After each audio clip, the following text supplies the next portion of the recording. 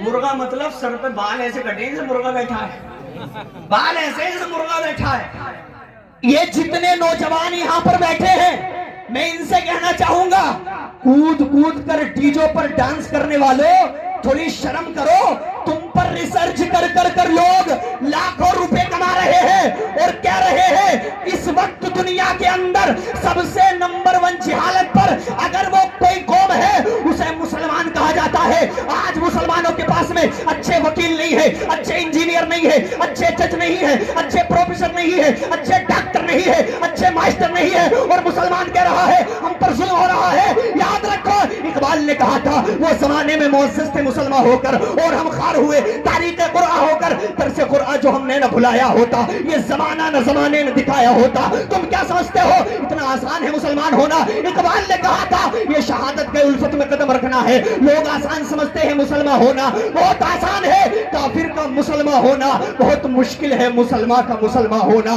سچے پکے ایمان والے بن کر دیکھو، تمہارا ہی وقت تھا کہ گھوڑے لے کر نکلے تھے تو سمندر کی اندو پر تم نے گھوڑوں کو دوڑا دیا تھا۔ تمہارے گھوڑے جب سمندر میں اترے تھے تو سمندر کو بھی پسینہ آ گیا تھا۔ تمہارے گھوڑے جب سمندر میں اترے تھے، اقبال نے کہا ہے دشت تو دشت ہے دریا بھی نہ چھوڑے ہم نے، دشت تو دشت ہے دریا بھی نہ چھوڑے ہم نے، پہرے ظلمات میں دوڑا دیے گھوڑے ہم نے۔ مسلمان کا کام ناچنا نہیں ہے، مومن کا کام ناچنا نہیں ہے، مومن کا کام تو پوری دنیا کو انگلیوں پر نچانا ہے۔ مومن تو دنیا کے اندر آیا ہے تو انقلاب برپا کرنے کے لیے آیا ہے، مسلمان ناچنے نہیں آیا بلکہ انقلاب پیدا کرنے آیا ہے۔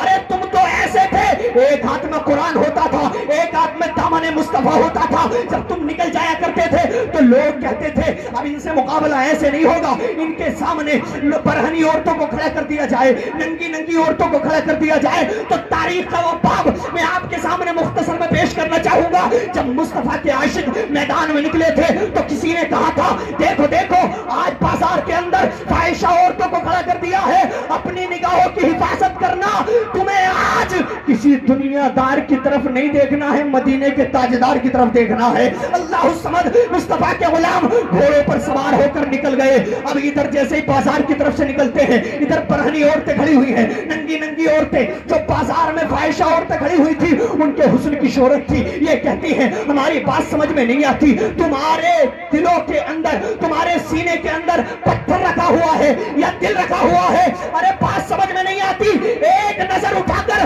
ہماری طرف دیکھو تو صحیح، ایک مرتبہ ہماری طرف دیکھو تو۔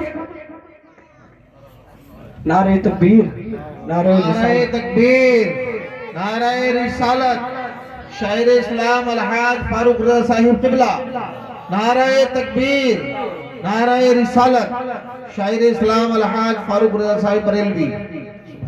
میں بس گفتگو ختم کر رہا ہوں، توجہ سنیے گا۔ اس وقت میں جب برہنی عورتیں کھڑی کر دی، مصطفیٰ کے عاشق نکل کر کے جا رہے ہیں، اللہ اکبر، ان عورتوں نے کہا تمہارے سینے کے اندر پتھر ہے یا دل ہے؟ ایک نظر اٹھا کر ہمیں دیکھو تو صحیح، آخرکار تمہاری نظروں میں بس کیا گیا ہے؟ تو مصطفیٰ کے ان دیوانوں نے کہا تھا ارے جس دن سے مصطفیٰ کا چہرہ دیکھ لیا ہے کسی دوسرے کا حسن اچھا ہی نہیں لگتا، کسی اور کا حسن اچھا نہیں لگتا۔ انہوں نے اپنے انداز میں کہا ہوگا، ہم اپنے انداز میں کہتے ہیں، وہ کہہ رہے تھے میری نگاہوں میں اب جچتا نہیں کوئی، جیسے میرے سرکار ہیں ویسا نہیں کوئی، اور یہ ناز یہ انداز ہمارے نہیں ہوتے، جھولی میں اگر ٹکڑے تمہارے نہیں ہوتے، اور ملتی نہ اگر بھیک حضور آپ کے در سے، اس ٹھاٹ سے منگتوں کے گزارے نہیں ہوتے، اور بیدام ہی بک جائیے بازار نبی میں، اس شان کے سودے میں خسارے نہیں ہوتے۔ وہ کہہ رہے تھے تم پوچھتی ہو تم نے دیکھ کے لیا ہے، ارے ظلم دیکھی ہے یا نظروں نے گھٹا دیکھی ہے؟ لٹ گیا جس نے محمد کی ادا دیکھی، لٹ گیا جس نے محمد کی ادا دیکھی ہے۔ جو ان کا ہو گیا زمانہ اس کا ہو گیا، جو ان کا ہو گیا زمانہ ان کا ہو گیا۔ کرو تو صحیح میرے مصطفیٰ کی تعریف، کرو تو صحیح مصطفیٰ سے محبت۔ آج تو ہماری قوم کا جوان کہہ رہا ہے کہ ہمارے مسلمانوں پر ظلم بہت ہو رہا ہے۔